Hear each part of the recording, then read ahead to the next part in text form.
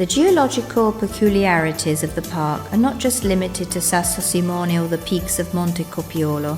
The Ligurian limestone, which characterizes the whole area, re-emerges sporadically on a sea of clay, and these features determine the aspect of the territory, which is typified by the presence of numerous rock projections or rocky towers, which rise up in sublevel or badland ground. One of the most characteristic formations of this type is the Torre del Peschio, a sleek rocky pillar which emerges from the undergrowth and dominates the gentle slopes above San Sisto. The vegetation in the park is extremely varied due to the height and exposure of the area and slopes. Fauna range from species fond of steppe and dry or even brackish environments to species typical of cool, damp or even cold environments with stretches of boreal forest. One of the characteristics of the park territory is the extreme panoramic quality of most of its environments, which are high but with gentle morphology and a wide horizon. At the foot of the mountains in the park, along the Foglia River, the ancient Isauro, stands one of the most characteristic castles of the area, faithful to classic iconography, the castle of the Oliva Counts of Pian di Meleto. The building was patronized in the 15th century by Count Carlo Oliva, a cultured Renaissance figure who had developed his cultural background in both the courts of Sigismondo Malatesta and Federico da Montefeltro. This striking castle combines the characteristics of a small fortress and a noble palace, as testified on the one hand by its battlements and round path, and on the other hand by the southerly exposure of its wider facade, which overlooks the square. The Museum of Farm Culture is housed inside the castle and contains exhaustive documentation on country life in the last 300 years. It is indeed the most complete and interesting collection in central Italy.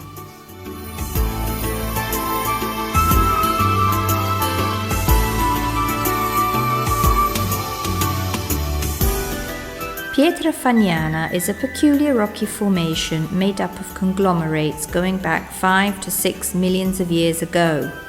Originally they were stones transported by prehistoric rivers that have since become cemented together to form a single rock.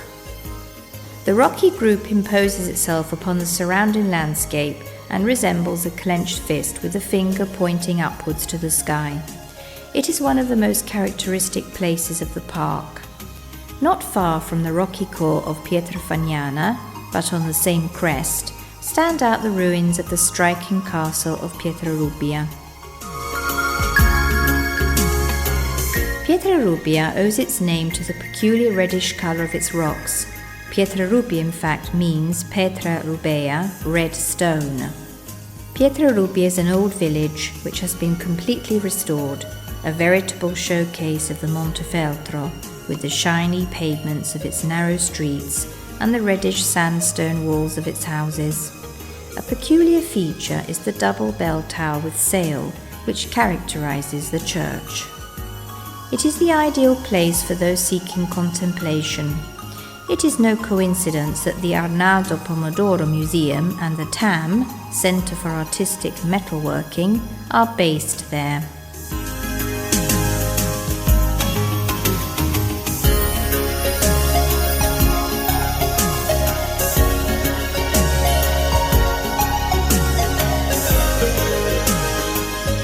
Together with the monastery of the Capuchin monks, founded in 1531, which was a significant economic and cultural centre in the area, there is the peculiar palatial building of Sant'Arduino, made up of a living unit and adjoining Romanic church.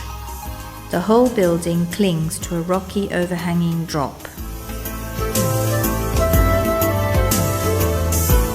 At the visitor centre of Ponte Cappuccini, it is possible to get information about the park and activities for visitors. On the southeastern side of Monte Carpegna, virtually hanging over the village of Pietrarubbia, rises the Costa dei Salti. This is no ordinary rock. Its growth of about 500 meters in an almost vertical direction its vast horizontal extension and layered structure make the walls imposing and plunging in certain parts. The River Conca is the only waterway of some significance that falls within the park, at least in its initial tract. It is a typically mountain waterway, torrential in nature with a strong gradient. Near Ponte Conca there is a place of considerable charm, with rocky inclines and a beautiful waterfall. This site can be easily reached and is particularly attractive in the spring, when the melting of the last winter snows and the seasonal rains bestow the waterway with a particular power, making even the smallest waterfall roar, as well as producing a peculiar rainbow effect due to the spray of the falling water and the sunlight. On the northern slope of the characteristic peak of Monte Copiolo, here we can see Mount San Marco, especially on Mount Montone, there is a beautiful mountain wood made up mainly of beech trees. This type of wood is typical at such altitudes, and the presence of considerably sized beech trees makes the undergrowth look clean and almost lacking in shrubbery. Easy to reach tall tree woods full of majestic tree species, almost touching the villages, are extremely common along the peninsula.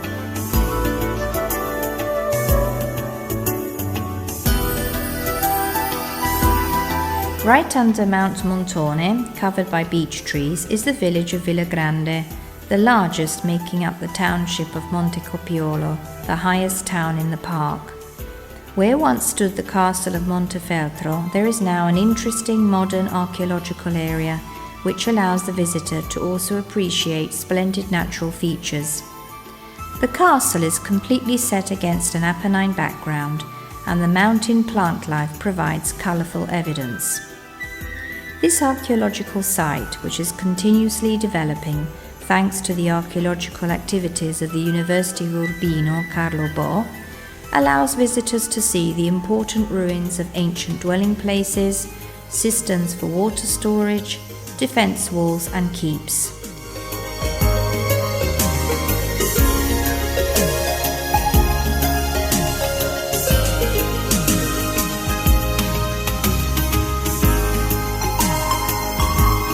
One of the most important facilities of the park is to be found in the village of Calvilano, the Environmental Education Centre CEA. The Hermitage of La Madonna del Faggio on Mount Carpegna is an important spiritual and tourist landmark for the entire Pesarese and Riminese inland region. It is situated at an altitude of 1,260 metres above sea level. Its origins are uncertain, but documented evidence points to around 1200. The Hermitage houses an object which is greatly worshipped by pilgrims, a Madonna carved in ancient beechwood. Not far off is the homonymous refuge, which is always open and which has the most modern ski resort in the Pesarese and Romagna area. It is also a departure point for numerous excursions along the trails of the park. The park nestles among the confines of three regions. In some parts it is remote, and in others has been inhabited since time immemorial. The rocks, trees, animals, and inhabitants of these places all contribute to the existence of the park, which by a strange fate has become interregional. Thus man has chosen in this way to protect and safeguard the essence of his own identity. Only those who live in a strong territory with marked features, untouched in its general principles and its complexity, with healthy ecosystems and wholesome human relationships, can lay claim to a strong identity. We hope this heritage of ours will remain intact and, if possible, become enriched in the hands of future generations. We warmly welcome you to visit the park and get to know our territory.